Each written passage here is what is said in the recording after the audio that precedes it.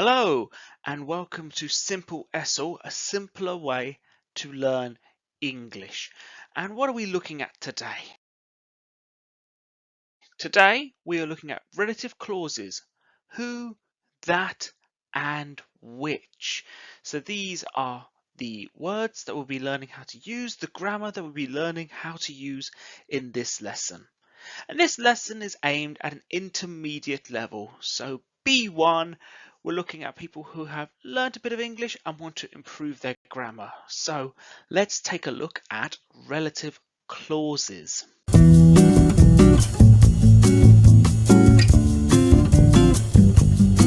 Okay, so what will we learn in the lesson today? We're going to have an introduction to the pronouns who, that, and which. What do these pronouns do? How do they work? We will also in this lesson learn what a relative clause is, what relative clauses are. So we're going to learn how these work, how they function, and how we can use them to improve our English. And it's a great way to boost your English and seem like you can speak at a higher level. Relative clauses. Let's introduce these. New English learners will learn very basic sentences.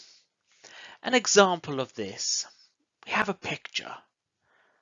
How could we describe the boy? The boy, what is he wearing? What is he wearing?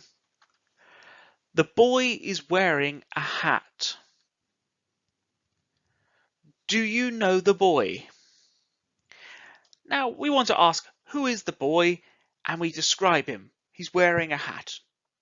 But how could we sound like a better English speaker? How can we improve this sentence? This is very basic. We're at intermediate. So the boy appears in both sentences. So we are going to make one sentence using relative clauses.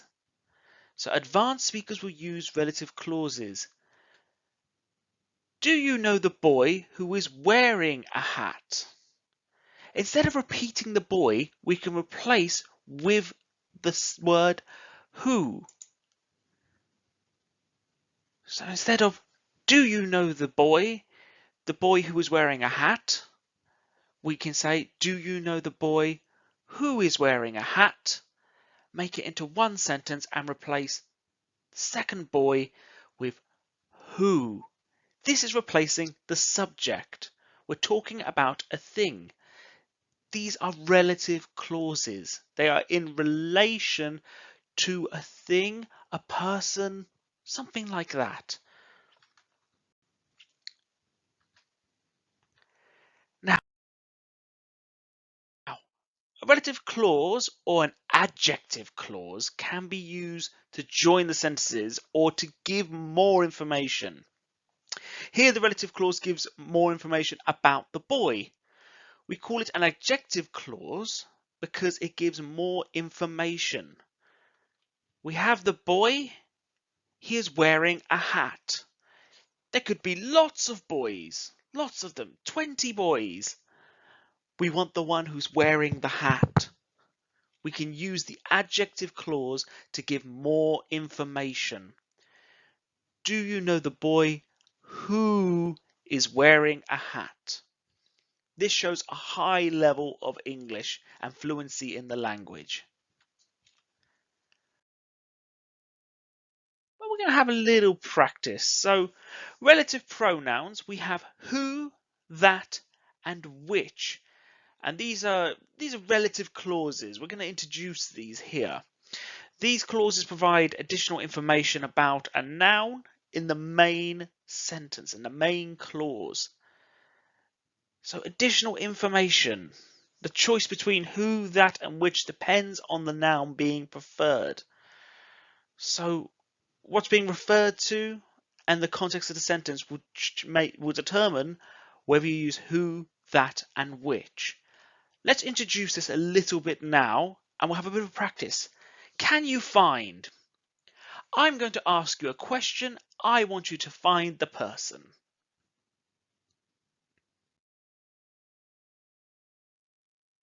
Okay. Can you find the man who is on a scooter? Who is the relative clause? Can you find the man who is on a scooter? He's there. Fantastic. We found the man who is on a scooter. There are lots of people here. Can you find the man who is a pirate? Who is the relative clause? Who is a pirate? He's there. Brilliant. So if I wanted you to find the woman, can you find a woman who is wearing a dress? Can you find the woman who is wearing a dress? She's there. Fantastic. Our final little practice to get an idea of how we use relative clauses to describe people. Can you find the man who is wearing sunglasses? There is the man who is wearing sunglasses. Relative clauses are used to provide additional information about a noun in the main sentence. So we begin with pronouns like who, that, which. So we had the woman who is wearing a dress. Some other examples. The woman who lives next door. She is a doctor. The woman who lives next door, who is a doctor. I read the book and you recommended it. I read the book that you recommended. Why did I use that instead of who? We use that to talk about items. So, the cake. There was a cake. She baked it and it was delicious. She baked it and it was delicious. The cake which she baked was delicious. Which she. So we can use who, which refers to people. An example, the girl who is singing is my sister. Who can also be used for animals with names or personification. So what do I mean by that? My dog, he's called Max and loves to play with a ball. He loves to play fetch. My dog, who is named Max, loves to play fetch. We can use who for animals with names. So we use who to describe people and that for things. When do we use which? Which refers to animals, things, and sometimes people. But who is preferred? Who is better? It can be used with non-restrictive, not important, non-essential relative clauses, meaning the information is extra. It's good to have, but it's not important to identify the noun. So I saw a movie and it won an award, but the film was also fantastic. I'm just trying to describe that it's a movie that has won an award. So the movie which won the award, that's the important information. The extra information is that it's fantastic. So I would use which. The movie which won the award is fantastic. Which is usually preceded by a comma when used in non-restrictive clauses. An example, my car, which is red, is parked outside. This is an example of how you would use a comma in this sentence. So we can use which, who, so we can see the difference there. We can use it for people, but not often.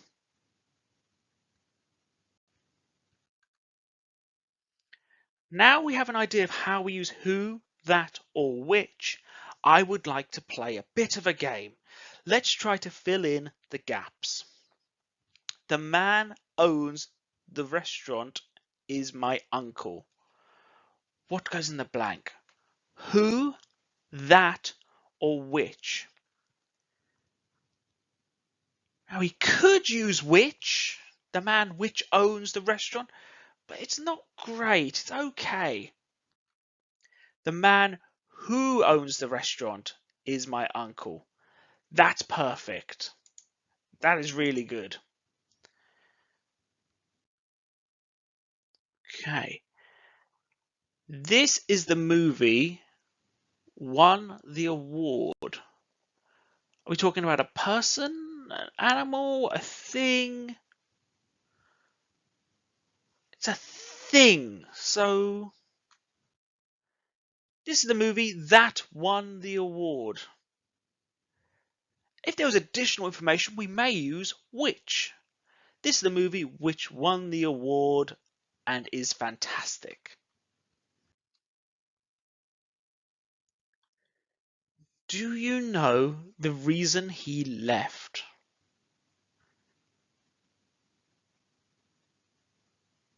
What could the answer be?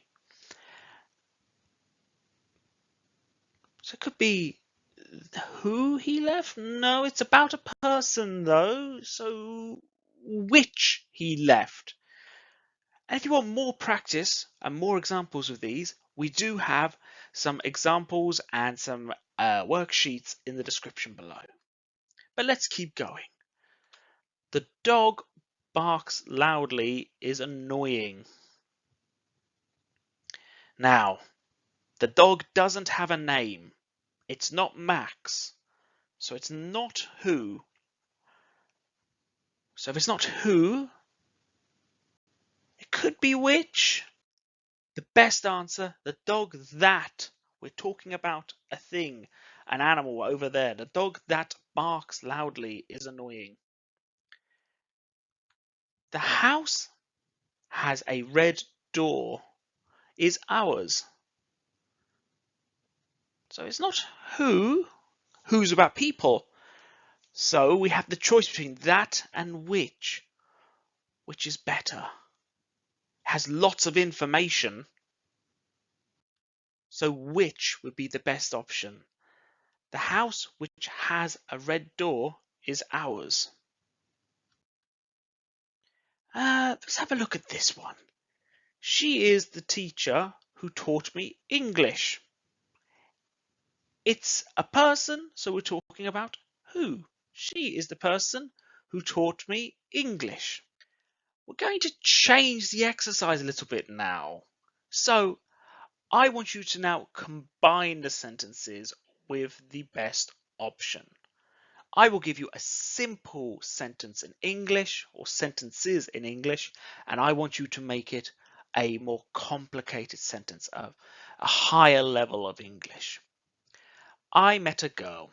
She is from Spain. How could we shorten, combine the sentence? If we take a look here, what can we get rid of? If we get rid of she, what would we replace it with? Who, that, or which? I met a girl. I met a girl who is from Spain. So I met a girl who is from Spain. Let's take a look at some more examples and combine these sentences. So we'll have a go at some more sentences here. He bought a car. It was very expensive. So how can we combine the sentences? He bought a car. It was very expensive. If we get rid of it. Now, if it's it, it's not a person, it's not an animal. We can use that, but the better option would be, can you guess? The better option would be which is very expensive. Both are correct. I think which sounds better. He bought a car which is very expensive. Let's try another one. She has a cat. It sleeps all day. If we get rid of it to combine the sentences, who, that, or which? It's about an animal. It has no name. She has a cat that sleeps all day.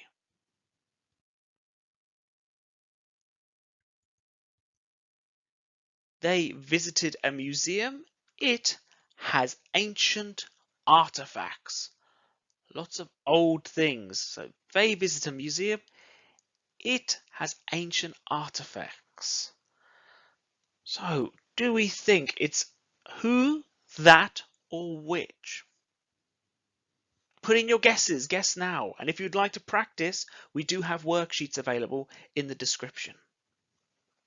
What do we think? He has a friend. His friend lives in Paris. He has a friend who lives in Paris. He has a friend who lives in Paris. Now, let's revisit the museum question. Have you had a chance to think it through? They visited a museum. It has ancient artifacts. What can we use to join this sentence? There's lots of information. It's about a thing. They visited a museum which has ancient artifacts. Fantastic work. Well done. If you would like more practice, as I say, there are lots of videos available on our Patreon along with lots of fantastic worksheets. But I'd like to finish with some questions for you to think through and touch on some key points. So, people, we use who or that if it's in a less formal situation, maybe a dog or an animal with a name. Who? Animals and things, especially those without a name, we use that or which. Restrictive clauses, we use that. Non-restrictive clauses, we use which.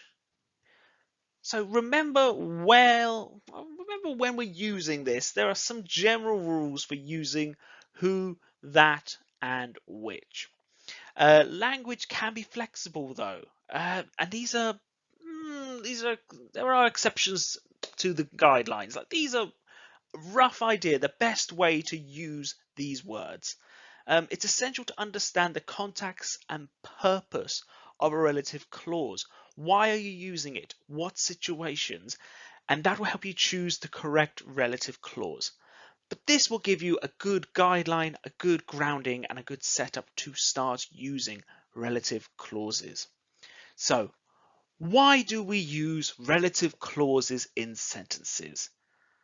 We use relative clauses to reduce the amount of information in a sentence or the amount of sentences. So, the boy who is wearing a hat, do you know the boy? We can make this into do you know the boy who is wearing a hat? One sentence. It is shorter. English speakers were lazy. We like short sentences that are easy to understand. Combine the information. It's a great way to join up the sentences and shows a higher level of English. What I would like you to do in your own time, especially if you have the worksheets, they are fantastic. But if you don't, you can create your own sentences using relative clauses. So take a look around. Do you have a dog? What do they like to do? Combine the sentences. Now we have a dog. We know the name of the dog. Would we use who or that? Which would be better to use in that situation? Take some time to think about this and try to build your own sentences. Thank you very much for joining us in this lesson. There will be lots more lessons coming up on the channel, along with worksheets that can be accessed on the Patreon if you would like those. We are looking forward to teaching you in the next one. Have a great day.